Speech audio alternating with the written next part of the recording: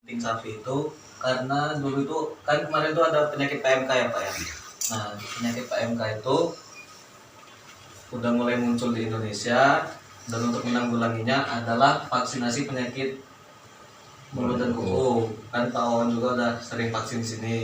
Nah pemerintah itu untuk memaksimalkan kegiatan vaksin ini butuh identitas ternak Pak, butuh data ternak, butuh jumlah populasi, butuh jumlah ternak yang udah tervaksin itu berapa.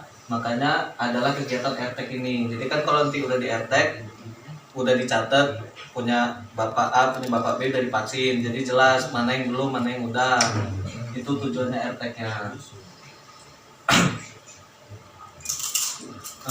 RTEK itu sendiri yaitu tanda pengenal atau identitas yang dipasang pada daun telinga yang memiliki kode tertentu, sama kayak KTP kita lah Pak. Cuma kan kalau KTP kita nggak dipasang di Iya. kalau sapi harus dipasang karena ya nggak mungkin kita megang KTP satu-satu punya sapinya, takut ketukar nanti, makanya harus dipasang di daun telinga. Itu tujuan pemasangan RTEK ini tadi sebagai penunjang kegiatan vaksinasi PMK untuk mengetahui identitas ternak dan jumlah ternak yang sudah divaksin. Manfaatnya ini ada banyak manfaat dari RTEK karena kedepannya besok dari pemerintah itu kalau kita mau pelayanan kayak pelayanan kesehatan hewan, pelayanan IB, lalu lintas, rumah potong hewan itu harus sudah dipasang RTEK Pak. Kalau misalnya bapak-bapak mau ngejual sapinya keluar daerah, keluar Lampung Barat atau keluar Lampung, nanti kan setiap perbatasan itu ada lalu ini checkpointnya Pak. Nah di situ dicek kalau dia belum punya RTEK nggak bisa keluar, dan petugas setempat pun kayak Pak Wawan kalau ternyata sapi bapak-bapak ini belum ada RTEK nggak bisa ngeluarin SKKH. Jadi pentingnya RTEK di situ. Dan nanti kalau memang belum di RTEK juga Pak Wawan nggak bisa ngibe Pak, karena kalau Pak Wawan ngibe itu kan harus ada laporan ke pusat Pak, dari sapi Lampung Barat ini udah berapa yang di IB. Nggak bisa dilaporin kalau sapinya belum punya KTP, belum punya identitas. Jadi nanti nggak ketahuan ini sapi siapa nih yang di IB.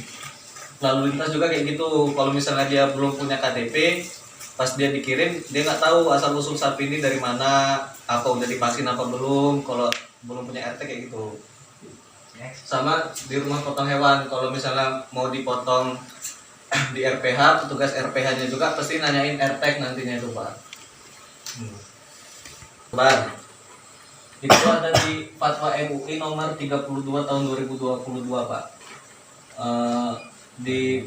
Di poinnya itu ada kata-katanya itu pelobangan pada telinga hewan dengan RTEK atau pemberian cap pada tubuhnya sebagai tanda hewan sudah divaksin atau sebagai identitas tidak menghalangi keabsahan.